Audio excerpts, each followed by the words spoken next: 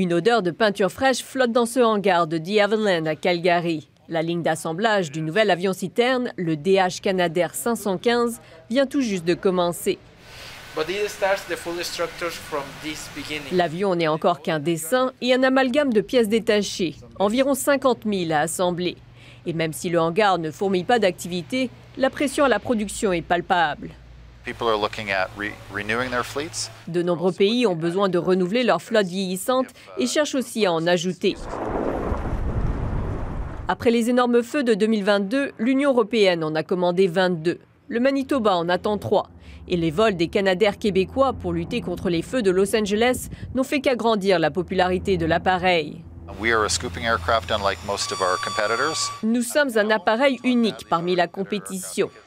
6 000 litres d'eau douce ou salée qui peuvent être largués 6 à 7 fois en 1 heure sans besoin de recharge au sol. Un modèle unique, mais dont la fabrication avait cessé en 2015. Relancer la production n'est donc pas une mince affaire. La ligne d'assemblage a peu de machines. Il s'agit d'un travail d'orfèvre et un balai à synchroniser. La fabrication du fuselage et de l'énorme aile d'une trentaine de mètres doivent avancer en tandem. C'est tout un défi, reconnaît-il. The Havilland peut-il le surmonter? Dans un rapport publié en juin, des députés français émettent des doutes quant à la capacité du constructeur à relancer sa chaîne de production et à tenir le calendrier de livraison. Le premier avion prévu pour la Grèce devrait être prêt en février 2028. 10 appareils par année, c'est pas une ligne de production ultra efficace, ultra rapide.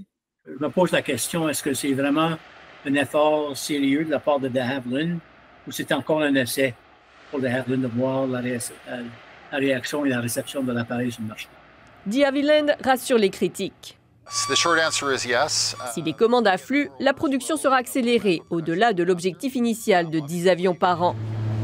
D'autant plus que l'entreprise compte aussi sur la remise à neuf des appareils pour satisfaire la demande. Elle a racheté 11 vieux modèles qu'elle modernise.